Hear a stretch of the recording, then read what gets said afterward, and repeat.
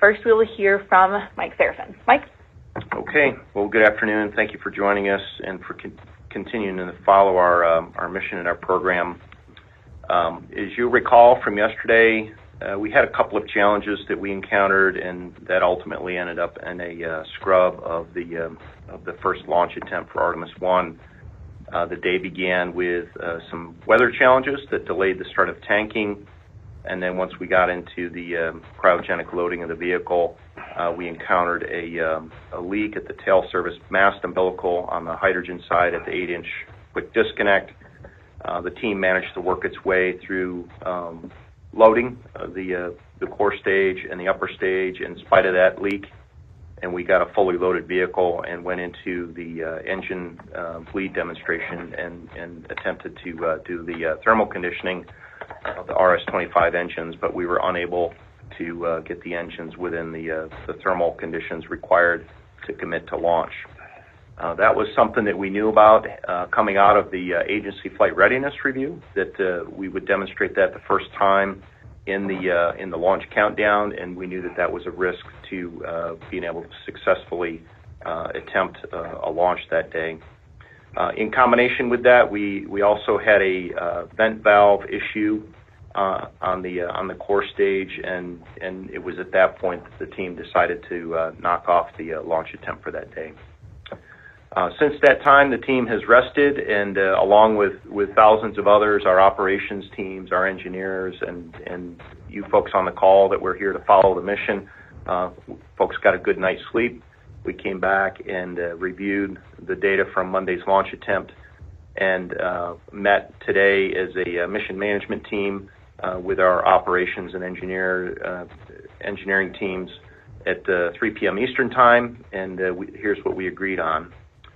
We agreed on what was called Option 1, which was to operationally change the loading procedure and start our engine chill down earlier.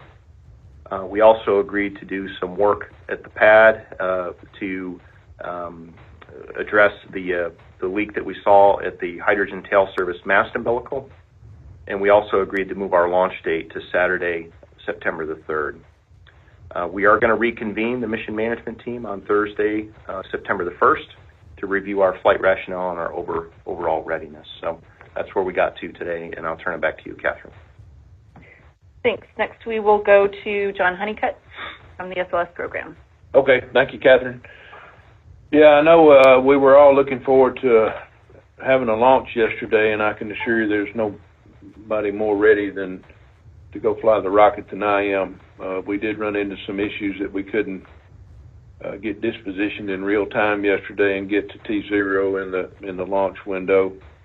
As you've heard, we were doing what we call a kickstart bleed test yesterday during the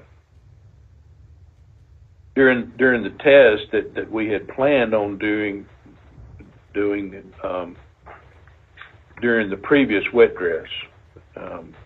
We were unable to do that in the previous wet dress because we ran into a hydrogen leak at the 4-inch bleed quick disconnect that the team has since repaired. And so we're in the mode now of processing the data that we got and updating our approach prior to the next launch attempt. And so I'm confident with where the team's headed. I've spent most of the day with the team. The team's been looking at data last night and looking at data today, and based on what we've done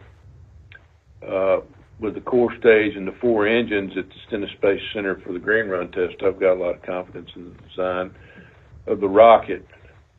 For good reasons, we did implement some differences in what we did during the green run. As of today, and based on the data that we've got, we think we can do something like what we did at the Stennis Space Center and put ourselves in a better position for launch. If we'd have gotten this data in the wet dress rehearsal number 4, we would be doing exactly what we're doing now. And so, as you heard Mike mention, and we talked it at our FRR, this was something that we were unable to do in wet dress rehearsal number 4, and it was a validation test that we needed to do. And so we've got a path forward to get where we need to get to support the next launch attempt. So, Catherine, I'll turn it back to you. We'll go to Charlie Blackwell-Thompson next, our launch director. Thank you, Catherine. Good evening, everyone.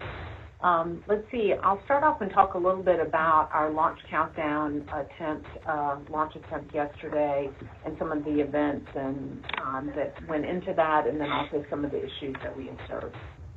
So around midnight, on Monday, our team was right on schedule to start the cryogenic loading operations. The improvements that we made from wet dress with regard to what our timelines look like and our loading procedures all worked very well, and we were right where we wanted to be. We got delayed a little bit because of weather, and we certainly have weather restrictions, and I'm sure that Mark will talk a little bit about that. But we were delayed for about an hour from our tanking operations. Once we got going around 1 or so in the morning, we began filling the core stage. Of course, we start out with LOX and then move over to hydrogen. During the course of the LOX load, the lessons learned from our wet dress attempts were great. We didn't have any issues. The improvements that we made in our loading timelines as well as our software, we really didn't talk about anything LOX related yesterday. We did get into hydrogen. Our chill down was all nominal. Our flow fill was all nominal. When we got into pass fill, we did notice that we had an indication of some hydrogen in the TSMU purge can, and the team was able to adjust the flow rates during that operation and manage our way through the loading ops. But we did see some indication of a leak in the purge can. We managed through that. We really had a fairly uneventful upper stage load, so that was good. We got through our upper stage loading, and then, of course, as part of our plan was once we got to replenish on the core stage, we were going to do what we call the kickstart bleed. And we put those operations into work, and we did see that we had one engine that was reading a little bit out of family from the others. I know we're going to talk a little bit more about that. And so we had initiated some troubleshooting to try to resolve that, to try to bring that temperature back in family with what we were seeing on the other engines. Ultimately, that was not successful, and when we started to look at that, along with the timelines for additional troubleshooting, we were really outside the bounds of being able to attempt a launch attempt within the window, and we went ahead and called the scrub for the day. The team did continue to do some data evaluations after that, gather some data at cryogenic conditions, and then a little bit later in the morning, we got into our drain operations. So since our scrub ops, our team has finished up our safing. The vehicle was drained, and we spent some time today talking about our go-forward plan and put that together. And I know we're going to talk a little bit about that. I know John's going to talk a little about the engine piece. I'll talk about some of our near-term activities related to the LH2 TSMU and the leaks that we saw there. We do intend to go ahead and, at the pad, open up the purge can on the back of that plate and take a look. We want to do some inspections, we want to do some retorques, and we also want to make a change relative to the purge going into the plate. And we can do all that while we're out at the pad. We're already getting access set up to start working that. All right. Next we'll go to Mark Berger, our launch weather officer. Good evening, team. So kind of recapping what happened yesterday, the first issue arrived just before tanking. One of the constraints that we have weather-wise is that the threat of lightning within 5 miles of the pad must remain at or below 20%. Given some thunderstorms developing offshore, I wasn't comfortable with that threshold being met and offered a 40% chance of lightning within the pad. And those conditions continued for roughly an hour, delaying the tanking. We did not ever actually register lightning within 5 nautical miles, but we did have it about 7 or 8 nautical miles from the pad at closest approach. And so from that point onward, for a good balance of the remaining of the tanking, weather was pretty quiet. However, shortly after sunrise, we did start seeing on radar new showers and storms developing to the southeast, and those were being moved northwestward, and unfortunately did enter our constraint violation for weather right about the time that our launch opportunity T0 commenced. We were no-go for various weather concerns for roughly 3/4 of that window. However, we did clear all weather violations in the last 1/4 of the window after the launch attempt had already been scrubbed. Looking forward to Saturday, weather will be a little bit different than what we experienced yesterday. We will have a fairly strong onshore flow, and so that does favor showers and possibly a few thunderstorms moving in from the coast during the morning and early afternoon hours, so we'll have to watch that as far as tanking. But otherwise, typically with that kind of regime, we tend to have the sea breeze pushed well inland, and that's the main focus for shower and thunderstorm development during the afternoon, including the window. So I'm optimistic that we'll have at least some clear air to work with during the afternoon attempt on Saturday. However, again, the probability of weather violation at any point in the countdown still looks to remain rather high, just again, given the moist air mass and that fairly moist fetch of showers coming in off of the ocean.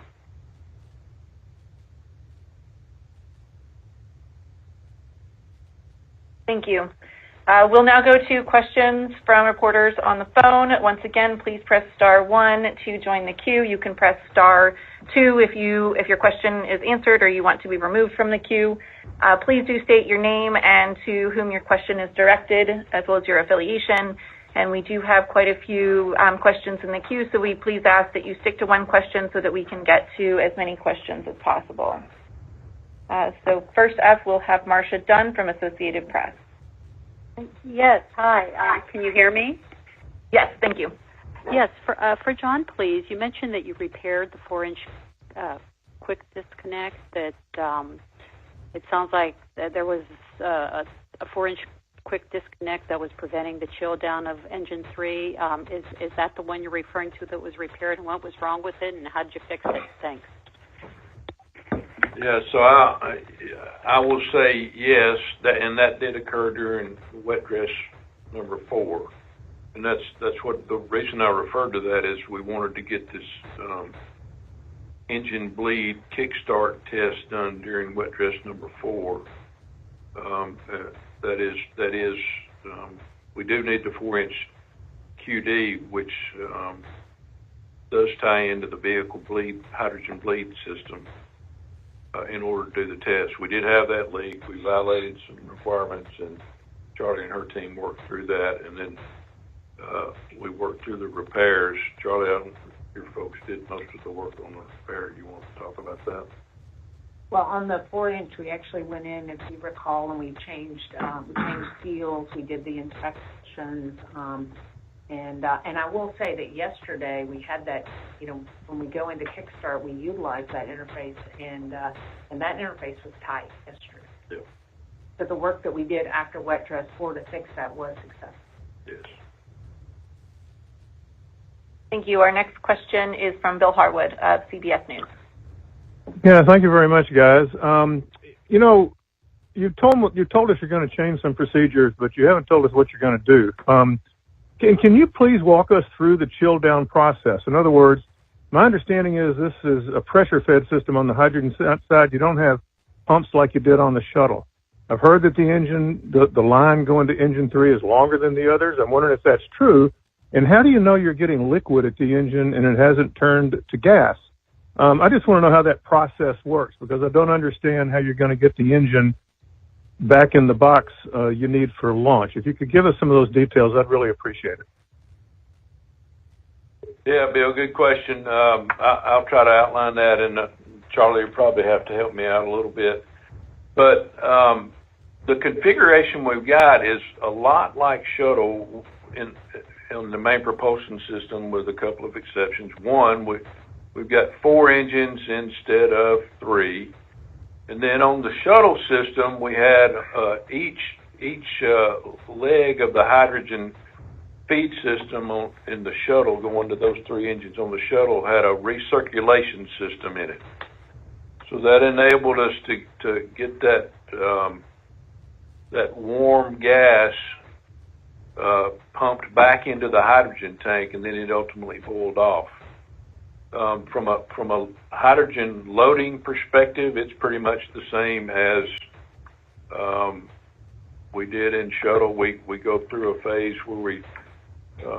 where Charlie and her team chill down the facility, and once we get into that, we start into the vehicle chill down, then get into slow fill, transition into fast fill, then transition into topping, and then ultimately get into replenish in a vented phase. And so the design change from shuttle to SLS and the MPS system that gets us to where we need the bleed system is we're carrying all. We want to take that heat out of the engines and overboard. So instead of being able to dump it back into the hydrogen tank and let the hot hydrogen boil off and go to the top of the tank and out through the vent, we're sending that heat that comes from the engines out through the ground vent system. So that's the big difference in the configuration and how we load. Now, what we did, what we wanted to do in this engine bleed kickstart was use some temperature data on the vehicle to validate that we got good temperatures, liquid hydrogen flowing through the bleed system on all the engines. Engine 3 obviously is further away. It's the furthest one away from the bleed connection to the ground. However, we designed all 4 bleed lines that tie into the system manifold to have the same resistance as each other. So we don't see any difference in it that's driving anything specifically for engine 3.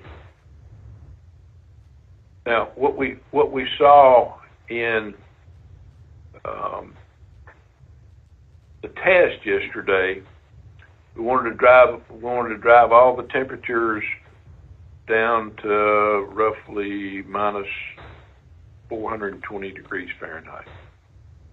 And we didn't get there on any of them. We got close on engines 1, 2, and 4, but we didn't get there on as close on engine 3. We isolated 3 to itself by closing the pre-valves on 1, 2, and 4, where we had flow going just through engine 3, and we still didn't get a good temperature measurement. So ultimately, what we're seeing is some positive data in the pressure measurements that we're seeing, some goodness on 4 of the engines, and a temperature that just seems totally out of bed on engine 3. So we are questioning the fidelity of these sensors. These sensors are not flight instrumentation. They were designed only to be development flight instrumentation, and so we're a little bit concerned about one of those sensors. But one thing I can tell you is that we're really seeing some goodness in the data and what the physics is telling us, in that that when we do establish that bleed flow in the vehicle and out through the umbilical into the vent line on the ground, we're seeing good cold liquid hydrogen. So, then I'll tell you, the other thing that's different about what we did at Stennis and what we did here at KSC yesterday. At Stennis, we initiated the bleed test early on in fast field. The engines weren't as chilled down as they were yesterday, and we did get good results. However, we did have a little bit higher fidelity instrumentation on the ground during the test at Stennis. That is the only operational difference in what we did at Stennis versus what we did here yesterday. Now, the reason we waited to do the kickstart test yesterday is, and you've heard Charlie talk about how precious her commodities are in LOX and hydrogen, is the technical team felt like it was all in the direction of goodness to wait until we got into replenish. We would have a full hydrogen tank and have it nice and cool and densified, so that when we did run the bleed test, we would be even in better shape. The engine bleed system is different also. That since we did have to redesign the vent relief system as part of the engine bleed system after the green run, because we realized we didn't have the right tubing size to meet the maximum working pressure for the design. Changed it out to a bigger line. Bigger line intuitively is goodness. Also, there's a difference in Stennis and here at KSC. We had a smaller hydrogen vent line on the ground, and here at KSC we got a larger vent line, and it is insulated. So all those things are in the direction of goodness of having good cold fluid. I think where we are today is, I think we've got enough data to put the story together, but we've still got to go put the pieces together. Charlie, you want to add anything to that? I can't think of a thing to add, John. Thanks, John. Our next question is from Chris Davenport of the Washington Post. Yeah, thanks. And thanks, John, for that explanation. That helps a lot. I guess I'm just wondering if it sounds like the main thing you're going to change is to start the bleed test earlier like you did at Stennis. So I'm just curious how much earlier you will start to do that.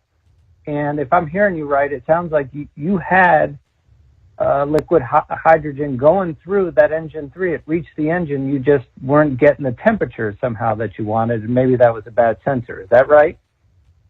What I'm telling you is the data on the ground side looked that way, but on the vehicle side, especially for engine 3, it did not reflect that.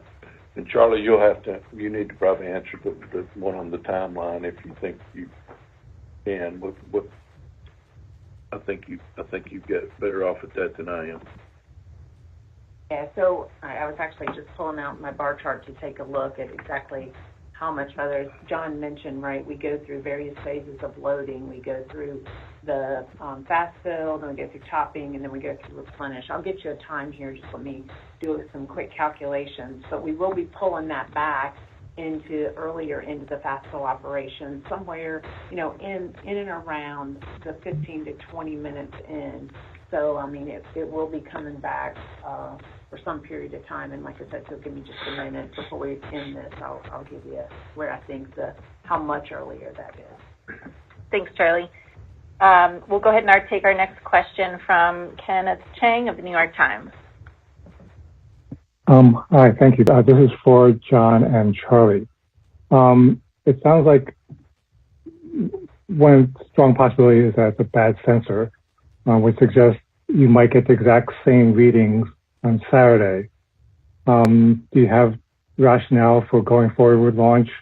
Or how do you decide whether to go forward with launch if you believe that it's just a bad sensor and everything's actually good? Yeah, so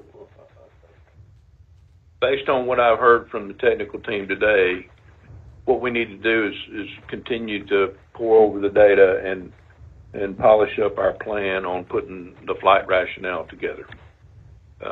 I think we've got enough data to do that, but we'll have to let the data guide us. All right, thanks. We'll take our next question from Irene Klotz of Aviation Week. Thanks, Catherine. So, John, just to clarify, you're saying that you think that if you had done the kickstart prior to the LH replenish yesterday, you might not have had this problem? I guess no, Irene, what I'm saying is the only thing that I know to change to replicate the success we had at Stennis is moving the test earlier in the timeline and changing a couple of variables. One, the timeline.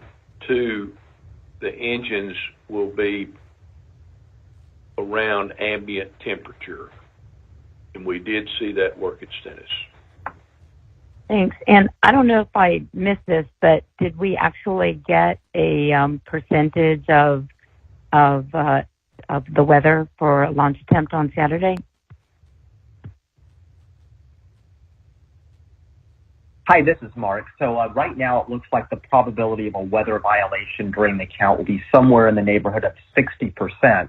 And while that is a fairly high number, the reality is with this kind of onshore flow, typically these showers are quite sporadic as they reach the coast. So while I would expect us in all likelihood to have at least some threat of a violation during that 2-hour window, we have 2 hours to work with, and these showers tend to have quite a bit of real estate between them. So I still think we have a pretty good opportunity weather-wise to launch on Saturday. Thank you, Mark. Our next question is from Nell Greenfield-Boyce of NPR. Hey, can you all hear me? Yes. Okay, sorry to belabor this. I just want to make sure I totally understand. So it sounds like you can't see or think of anything physically different about Engine 3 that would explain why it didn't chill down the way you expected and the way you all had seen at Stennis. And the sensors you have on the ground make you think there is liquid fuel coming through. And so you think it might just be a dodgy sensor. And so you're going to start doing this earlier in the countdown next time. And you may decide that if things look good, you might go ahead with the launch. But right now you don't know that yet and you're thinking about it. Is that accurate enough? You got it pretty much, with one exception. Is we will have a plan for a no rather than us sitting around and scratching our heads, was it good enough or not? And so that's what we got to finish. We got to continue pouring over the data. We got to put the flight rationale together, anticipating that we're not going to get any better results on that Engine 3 bleed temp sensor. And I guess I would probably add, this is Charlie, that, one of the things that we've talked about over the course of since yesterday is, it makes sense to us as a team to replicate what we saw work at Stennis. And so that's the reason that we would look to go pull this, this kickstart back, if you will, so into the fast fill time frame. And I did go look that up while we were talking, and that does mean we would do it about 30 to 45 minutes earlier than we had done. Thanks, Charlie. Our next question is from Kristen Fisher of CNN. Thank you. 2 questions. One is just kind of scheduling. Can y'all please confirm the exact launch time for Saturday, the length of the window, and if Saturday is scrubbed due to weather, when the next launch attempt would be? And then I have one more quick one, please. Hi, Kristen. Christian. Yeah, so the launch time for a Saturday attempt would be 2:17 Eastern Time is the window open, and it's a 2-hour window. And I'll turn it over to Charlie to talk the scrub turnaround. Yes, so the scrub turnaround, as always, will be driven by the reason that we scrub, but assuming that it's a weather scrub and we're not looking at any kind of technical issues, it's just commodity turnaround, then we could be ready as soon as 48 hours later. That would put a Saturday, Monday in play. Thank you. Our next question is from Micah Maidenberg of the Wall Street Journal. Hi, can everybody hear me okay? Yes, we can. Okay, great. I don't know if this is for Mike or for John or for Charlie, but just given some of the unknowns and some of the work you're still doing, what are the risks of kind of moving forward? You talked about option one, but is it the most risky one versus just simply rolling it back and looking at everything in a the controlled facility, the VAB? Thanks. Yeah, so Micah, we did kind of talk about the spectrum of options, and we are at the pad right now, and the rollback scenario could have essentially put us in the exact same posture that we find ourselves in right now, which is we may just need to change the operation slightly and the cryo loading slightly, as well as address this tail service mast umbilical leak, and we can do that at the pad or in the VAB. So we elected to proceed to do that at the pad. The other option that we discussed at length was whether or not we should do a dedicated test associated with exercising this hydrogen bleed, and there were some pros and cons to that. The cons were that it would put additional cycles on hardware with limited benefit. There was some benefit from an engineering standpoint, but in terms of our ability to execute the operation and get to a successful launch attempt, there were limited merits to doing that. I don't know, John, if you have anything to add on that, but we did kind of talk through that spectrum of options. Okay. Our next question is from Ramin Skiba of Wired Magazine. Hi, thank you. I have a dumb question. I guess this is for Charlie or Mike, but I just want to know exactly what is an engine bleed, and is that the issue that has led to a Saturday rather than a Friday launch attempt? Yeah, so this is John. I should probably take that one. Yeah, and so what you want to do in a rocket engine system that uses hydrogen as a fuel and oxygen as an oxidizer is you need to establish a way to make sure you chill down the engines. And so in kind of auto racing, drag racing type terms, you don't ever see those cars go out on a racetrack or a drag strip without a good period of warm up. And we're similar to that, but what we need is to get the engines nicely conditioned so they're cold.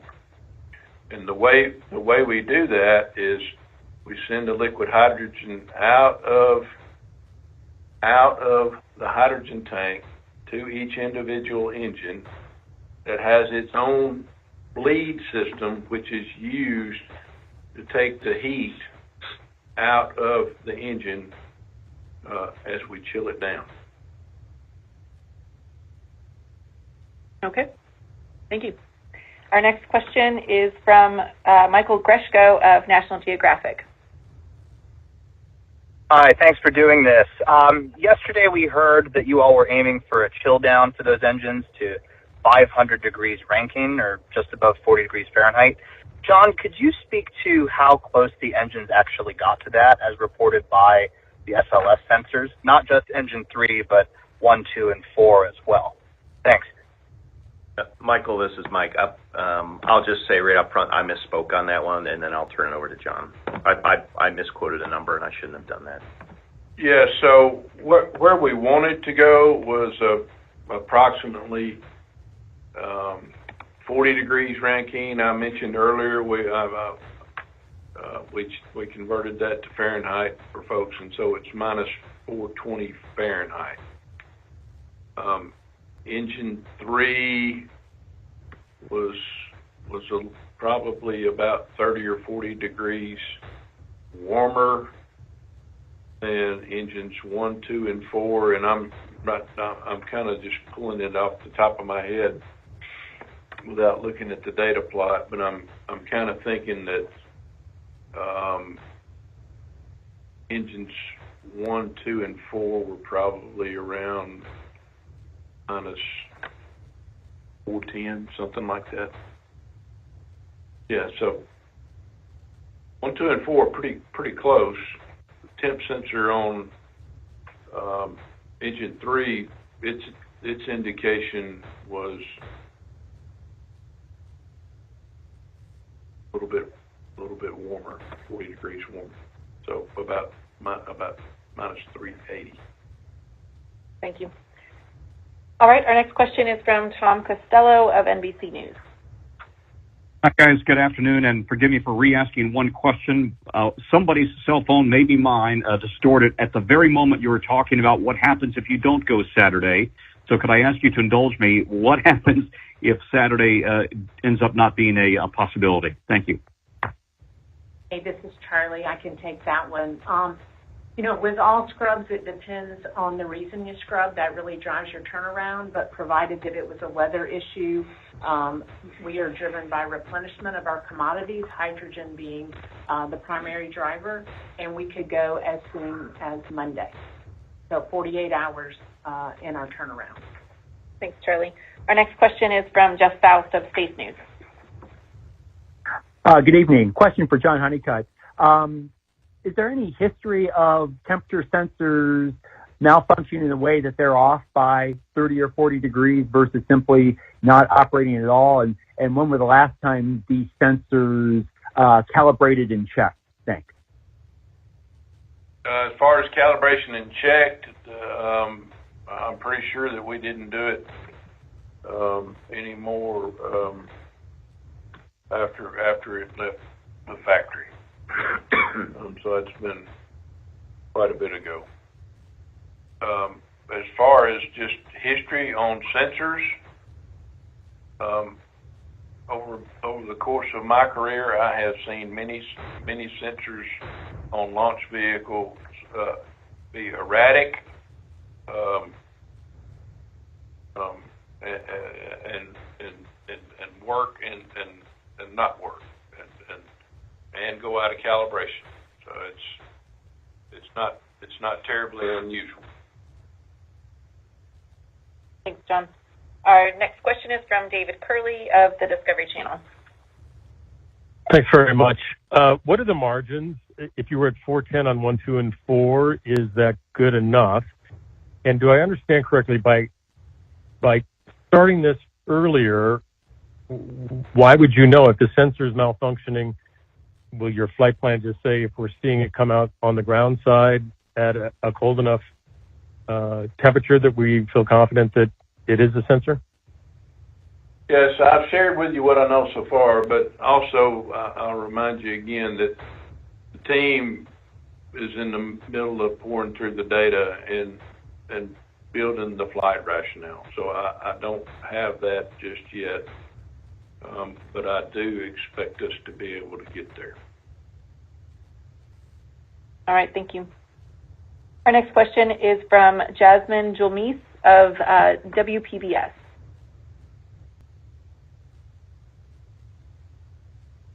It looks like we lost Jasmine, so we'll go to Eric Berger of Ars Technica. Hi, thanks for doing this. A couple questions. First of all, for Mike, would you characterize this as a wet dress with a possible attempt at launch, or is this a full-fledged launch attempt? And I just would love to hear your confidence in sort of reaching, T-minus 0. And then for John, I'm sorry to belabor this, but, when you talk about flight rationale, does that effectively mean you're inferring the temperature of engine number 3 from other data such as pressure readings or ground-based sensors? I'm just trying to understand, what's going to give you the confidence you need in engine 3's temperature. Thanks. Yeah, Eric, we are going to try to launch on the 3rd. And, coming into this prior attempt, yesterday's attempt, we said that if we couldn't thermally condition the engines, we're not going to launch. And that's the same posture that we're going into Saturday on. I don't see it as any different. Yeah, Eric, I understand your question, and I'm in the middle of, and the team's in the middle of a big data exercise and an analysis exercise. I think, we understand the physics about how hydrogen performs, and it's not the way the sensor is behaving.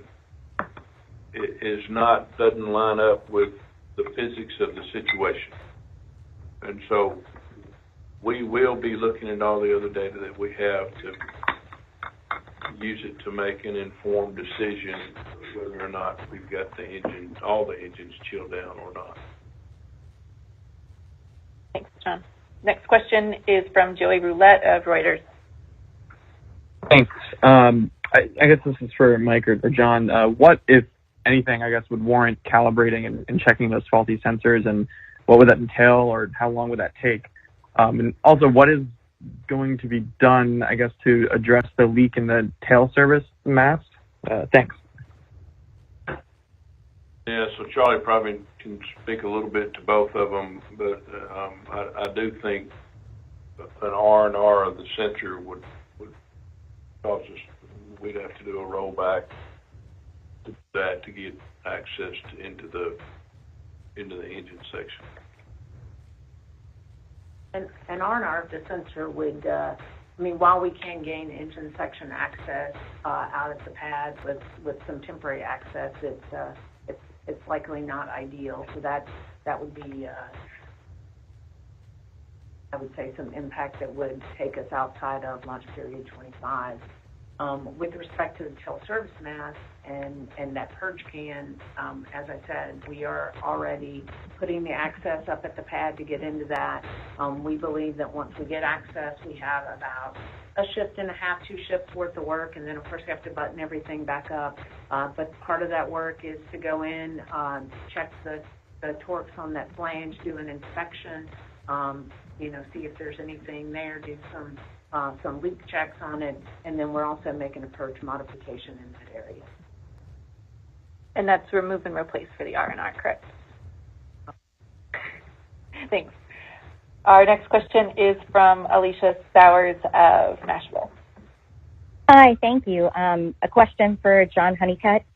So if you're questioning the integrity of this sensor, is there a potential to replace the sensor? Was that discussed, rather than trying it again, possibly getting another off reading and then, still not knowing if the temp is really off? Thank you. Yeah, so as we mentioned, replacing the sensor at the launch pad would be tricky. Charlie just told us that we could get access, but it's not ideal. So the only other alternative there is a rollback. What I would like to do, and what I plan to do with the help of the team, is put us in a situation that gets us the data we need to know that we've got the engines chilled down appropriately and go fly using the data that we've got access to today. Thanks. We've got time for a couple more questions. We'll go to Emily Speck from Fox Weather next. Hey, thanks for taking my question. My question's for Charlie. So with the weather delays and technical issues, it sounds like there just was not enough time in the countdown on Monday. On Saturday with this new plan, how confident are you that there will be enough time to work through any issues that might pop up? Well, it depends really on the issues that pop up. So that's really tough to say. You know, what held us up on our attempt on Monday was the fact that we got a late start due to weather. And so then we, you know, our tanking timeline pushed into the window, and then we had a technical problem that to resolve that technical problem required more time than what we had in the window remaining. So it really all depends on, you know, when we have a weather issue. If we got started tanking on time and the weather wasn't an issue at tanking, then certainly, you know, we would have the balance of the window, which is expected to be about 2 hours to go resolve that. But it's tough to speculate because it all depends upon, you know, when we get the weather issues and what that impacts. Thanks, Charlie.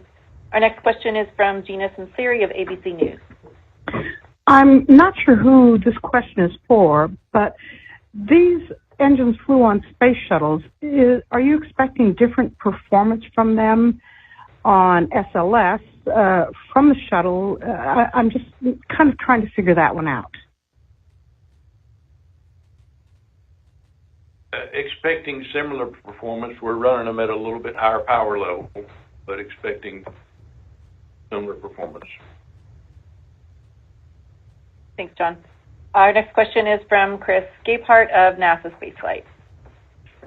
Hi, thanks so much. A couple of questions for Charlie. One, I haven't heard anyone talk about the vent valve, the intertank vent valve that malfunctioned yesterday and prevented you from pressurizing the hydrogen tank. What's the status of that, and how confident are you that it will work on Saturday, and if it does close, that it will stay closed after it leaves the pad to maintain that pressure during flight? And also to this engine issue, how do you essentially, if you get into Saturday and you see the same temperature issues on engine 3, how do you essentially mask that from the ground launch sequencer and the ALS and the main engine controller so that they don't freak out when they go to light the engines and trip and abort after the engines start? Thank you. Okay, so I'm going to start out, and then I'll have John Honeycutt add in here anything that I may miss. So when we talk about the issue, what I like to refer to as upstairs, right, the leak that we saw, I want to be really clear, we didn't have an issue with the vent valve, right? We had an issue with the intertank vent QD seal, right? So we have on that umbilical, we have a hydrogen vent up there, and it was in that cavity. So not totally unlike maybe what we saw in the TSMU. So we detected that we had a leak. Keep in mind the configuration that we were in. We had that area had gotten really warm just based on the configuration of the tank at the time. So when we got into some of our troubleshooting and we decided that we were ready to change configuration, it was very warm, and then you hit it with a very dynamic event. And so we believe that was part of what we have historically seen on shuttle and on this vehicle, that one of the things that can happen is that you can see some performance differences in your QD as you warm them up and as you get them cold. In fact, that's one of the ways in which we troubleshoot when we have a leak, is we allow something to warm up and then we hit it with some colder cryo temperatures and see if we can get like a QD to reseat that way. That's part of our troubleshooting plan. So we had it sitting there. It was very warm.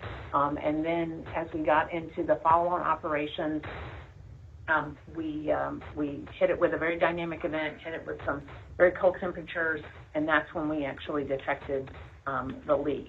So we're pretty confident that it has to do with the fact that that the QD warmed up over the 3.5 hours with the full tank, and then we opened it with very saturated tank at a higher pressure.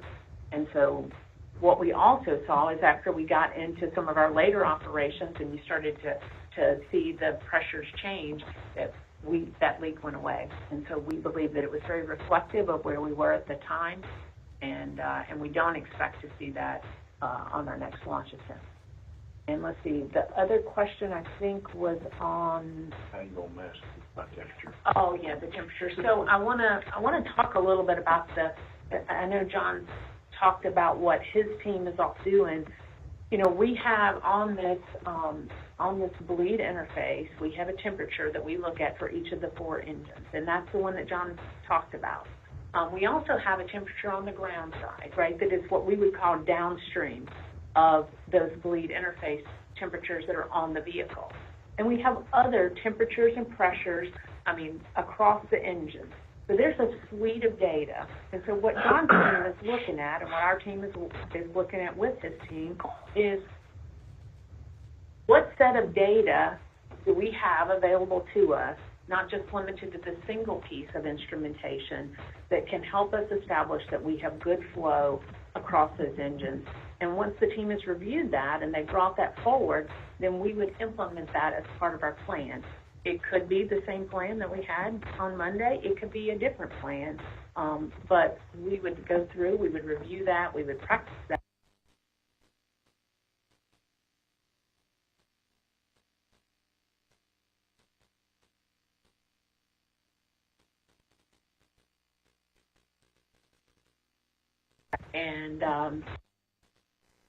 And really, it will all be data-driven. The team's looking at the data. They will come forward if there are any changes to this particular launch commit criteria. And then we, of course, would go look at how to implement that within the ground launch sequencer, and we would go practice that within Fire Room 3. Thanks, Charlie. And that's actually all the time that we have for today. Thank you all for joining us. You can listen to a replay of this teleconference online shortly. It will be posted on the Media Resources tab at nasa.gov/Artemis-1. And you can watch a live stream of the rocket on the pad at the KSC Newsroom YouTube channel. And, of course, you can follow along and learn more about the mission at nasa.gov/specials/Artemis-1. Thank you all again, and have a good evening.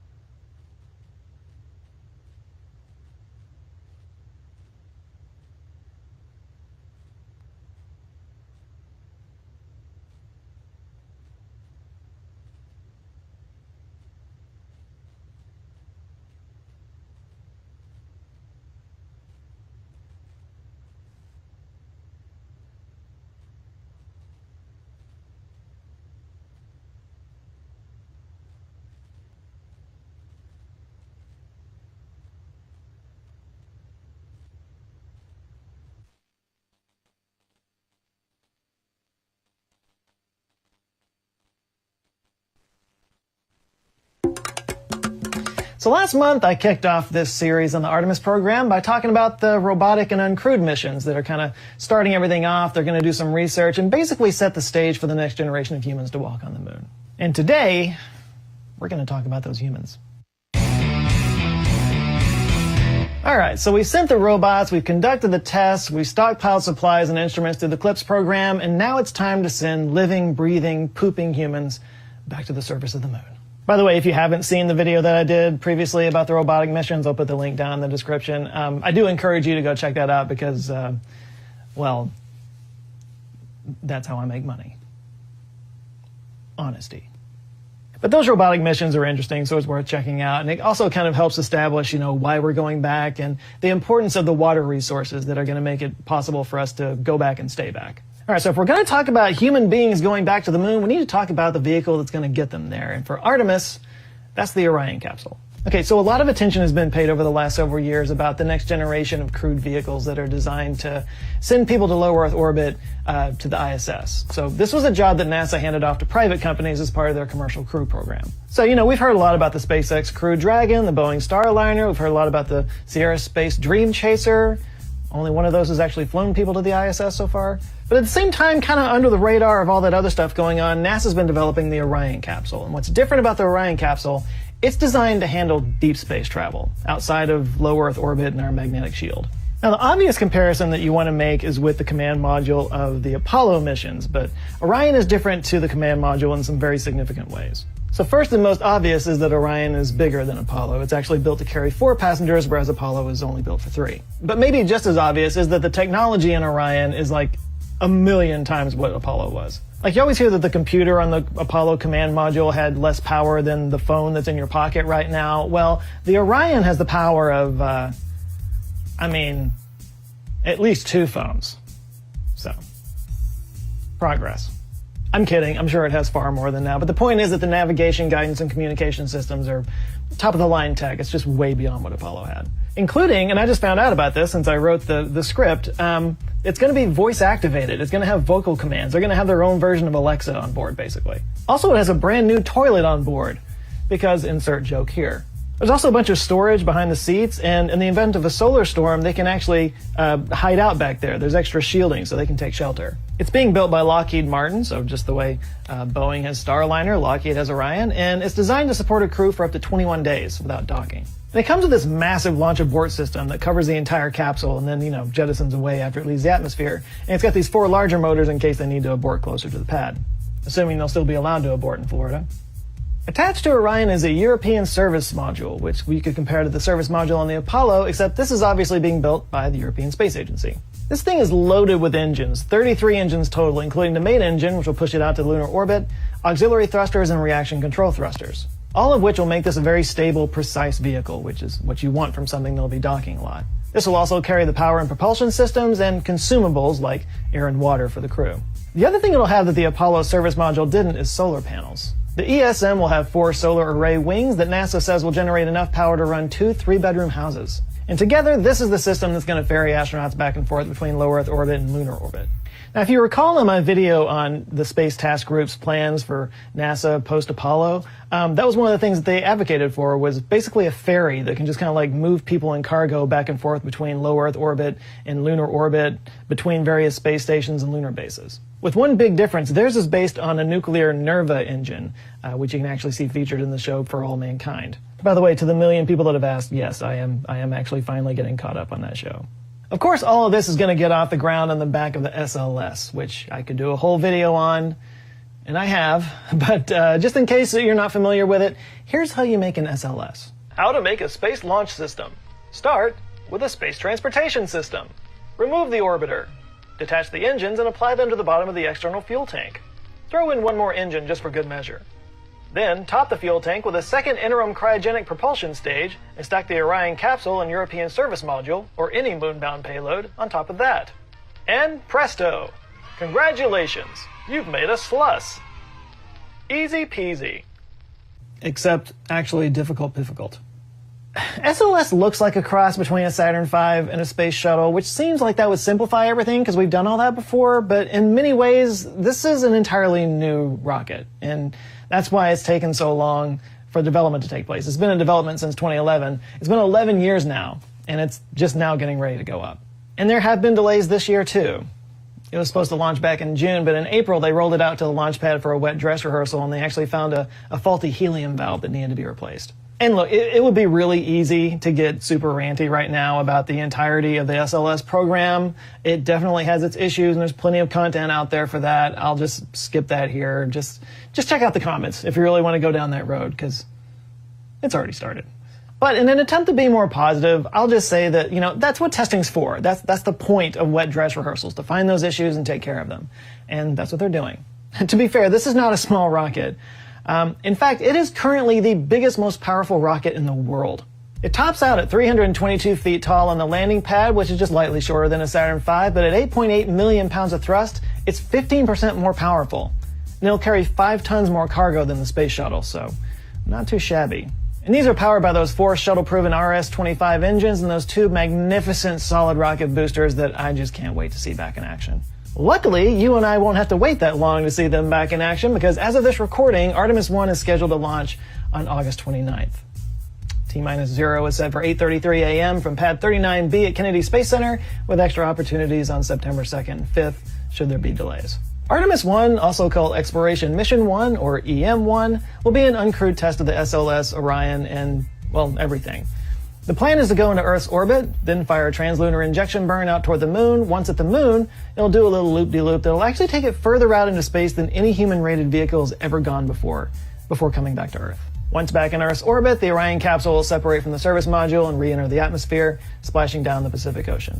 Altogether, the Artemis I mission will last about 3 weeks, and it'll test all the new propulsion guidance and communication systems. And along the way, Orion will drop off 13 CubeSats that'll run a variety of deep space experiments, including one where they test the effect of deep space radiation on yeast, and also lots of experiments scanning the moon's surface looking for water, ice, and other resources. But maybe the most important part of Artemis I, the most important test that they're doing, is just seeing if we can do this again.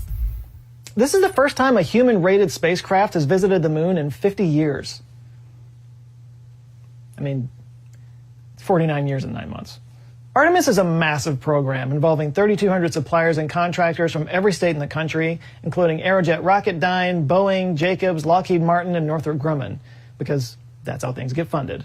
And yes, there's plenty of debate around whether this model even makes sense anymore. So in a way, Artemis I is kind of testing the entire system, like seeing if this is still a viable way forward. And assuming everything goes well, the next step is to put people on that rocket. That's the point of Artemis II. Artemis II is basically the Apollo 8 moment of the Artemis program. It'll basically do the same thing as Artemis I, but this time there's going to be 4 astronauts on board. And just like Apollo 8, they will have the experience of coming around the moon and seeing the Earth in its entirety in the distance. And yeah, they will be the first human beings to see that in 50 years. And maybe, if we're lucky, they'll live stream it, so it's something we can all experience with them, which is something we've never been able to do before. Like, I feel like I'm seeing that a lot in this video, but, you know, a lot of people kind of blow off Artemis because we've already been to the moon before. They kind of think it's something we've already done, but there's a lot of firsts in this program, and, yeah, I think that's worth mentioning. Artemis II is scheduled to launch in 2024 from a slightly evolved SLS rocket. It'll actually be able to lift up 45 metric tons, so it'll be bigger and badder than before. It'll be a 10-day mission during which the crew will test out all the systems, including system performance, crew interfaces, guidance and navigation systems, and that fancy new toilet I talked about. They'll also be doing something different from the Apollo missions in that they're going to use the Deep Space Network to communicate with Earth, as opposed to using Earth's satellite network, so they'll be testing that out as well. The DSN consists of 3 facilities spaced equidistant from each other, approximately 120 degrees apart in longitude from all around the world. This is how NASA keeps track of solar system probes, Mars rovers, the Voyagers, that kind of thing. But I think it's kind of interesting that they're going to be using this network that's designed for deep space missions for a human flight. I think this is the first time they've ever done that, which is really cool. And I don't know, I mean, I imagine someday children on Mars will be learning about the first time humans communicated over the deep space network that they use every day. And the names of those astronauts will be, well, we don't know yet. They haven't been picked for the specific missions yet, but there have been 18 astronauts chosen for the Artemis team. It's a diverse group of equal parts men and women, reflecting the agency's goal of putting the first woman and person of color on the moon. So, assuming Artemis II goes off without a hitch, now it's time to land. There's just one thing to do first. So I talked in the last video about the Lunar Gateway and its kind of, you know, funky rectilinear halo orbit. Well, the first couple of modules are expected to go up in November of 2024 on a Falcon Heavy, so maybe right around the time of Artemis II. Another module called the IHAB will be added later on, but more on that in a minute. Because once that's ready to go, it's time to put some boots on the regolith. Of course, you need something to get you down to that regolith. So I guess we need to talk about the human landing system. It's very simple nomenclature, this Artemis program. You know, the Space Launch System launches people into space. The human landing system lands humans. So again, this can be and has been its own video many times over. There's a million hot takes on this out there. Feel free to browse around and look at yourself. But the short version is, it's a lunar version of the SpaceX Starship. NASA opened up the human landing system to private industry, and it came down to 3 proposals. SpaceX with the Starship variant, a company called Dynetics, and Blue Origin's national team, which included Lockheed Martin, Northrop Grumman, and Draper. And in April of 2021, to pretty much everybody's shock, NASA chose SpaceX. And then Blue Origin sued NASA, and I got all ugly and stupid. And I say shock because, I mean, look at this thing. But also maybe not a shock because it's the only option that was fully reusable. You know, all the others would leave a landing stage behind when they ascend up to the gateway again, kind of like the Apollo lander did. And you know, you can only do that so many times before the landing stages start to pile up. So my argument would be, if NASA really wants this to be a sustainable, ongoing presence on the moon, you can't be constantly leaving stages behind. They need something fully reusable. So we haven't seen any official renderings of the interior, but we do know that the crew space will be way, way up at the top of this thing. Yeah, the plan seems to be that they're going to engineer a crane of some sort, kind of like what you're seeing up here, to get the crew and cargo down to the ground, which kind of sounds insane to me, especially considering how abrasive lunar dust is. Yeah, I have concerns about the longevity of the solution. But another reason that NASA might have chosen SpaceX is because they've already shown that they can do human-rated flight with the Crew Dragon. And I don't know, I mean, this looks kind of like a hybrid of the Starship and Crew Dragon to me. And they have also been able to show that they can propulsively land rockets really well, so... Okay, maybe not so shocking. Now, it should be mentioned that this choice that NASA made was for which company that they're going to contract with to build this thing. So they are going to help fund the Starship lander. The other two companies can still revise their plans and then lobby NASA to use their lander on their own dime, which they seem to be doing. But yeah, it's a huge lander, and it looks especially insane when it's docked with a gateway. I mean, why even have it? But yeah, this version of Starship is never coming back to Earth again, so there's no heat shielding on it. This is a deep space vessel. And we don't know exactly when they're going to have it ready, but it better be by 2025, because that, at long last, is when we land on the moon again, on Artemis III. So if Artemis II is this generation's Apollo 8, Artemis III would be this generation's Apollo 11. The math checks out. So we're doing in 3 steps what Apollo took 11 steps to do. That's progress. Artemis III will take off on the SLS with a crew of 4, and after a few orbits will head out to the moon, where the Gateway and lander will be waiting for them. They'll dock Orion with the Gateway and do a few orbits before 2 of the astronauts move over into the lunar lander, and then the next swing by the moon they drop down to the surface and land. These 2 astronauts will spend about a week on the moon, performing experiments and testing out all the systems while looking for water ice in nearby craters. All the while, the other 2 will be up doing the same thing in orbit from the Gateway. So it's like the command module pilot from Apollo, except they get to have a buddy. Anyway, after the mission objectives are complete, the lander will launch back up and dock with the Gateway, crew will transfer cargo and themselves back into the Orion, and then head back to Earth for a splashdown. And along the way, I'm sure we'll get to see some cool live events from the moon, which is kind of wild to think about. Like the first moon landing was shown on this, kind of crappy black and white CRTV. Now we're going to be streaming 4K on Twitch. So Artemis III is going to be a technology demonstration and a celebration of American ingenuity. A very big deal will be made for this. But just like Apollo 11 wasn't the end of the Apollo program, Artemis III is just the beginning for Artemis. Next up will be Artemis IV, which actually won't land on the moon. It'll be a crewed mission to deliver that IHAB module I was talking about earlier, to connect that to the Gateway, and they'll spend some time on that. It's really more of a gateway mission where they're testing out human habitation in deep space. And it'll also go up on a much bigger, beefier SLS Block 1B that will replace the ICPS second stage with a larger exploration upper stage. The mission objectives are still being worked out, but it's currently scheduled for launch in 2027, followed by Artemis V in 2028. Artemis V will go back to the surface of the moon, and it'll kind of be similar in flight profile to the Artemis III, with 2 astronauts going down to the moon and 2 staying up in the Gateway. They will be bringing with them an extra module for the Gateway called the Spirit module and the Advanced Canadarm. This will also be when we see the return of the Moon Rover. They're going to bring an unpressurized Moon Rover to cover more ground, and they'll probably likely spend more time on the surface than on Artemis III. So that brings us to 2028, assuming things stick to plan. And at this point, we will have landed on the moon twice. There will have been 4 astronauts to have walked on the moon. And this is all that's been funded. Things get kind of murky after this.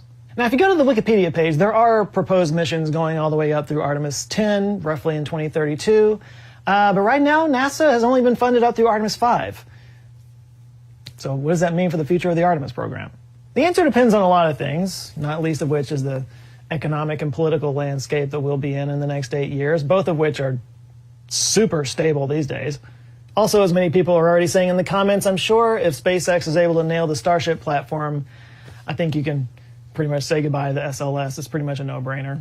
Though I've said it once, I'll keep saying it. I think it's going to be a really long time before Starship is human-rated, especially the landing bit. Also, who knows, the private space industry is changing super fast. Maybe another company steps up and provides a different, more affordable solution. I think more than anything else, the future of the Artemis program depends on whether they're successful at finding water ice in those craters. After all, that's kind of the whole point, is to find resources that can sustain a long-term base on the moon and then, exploration beyond.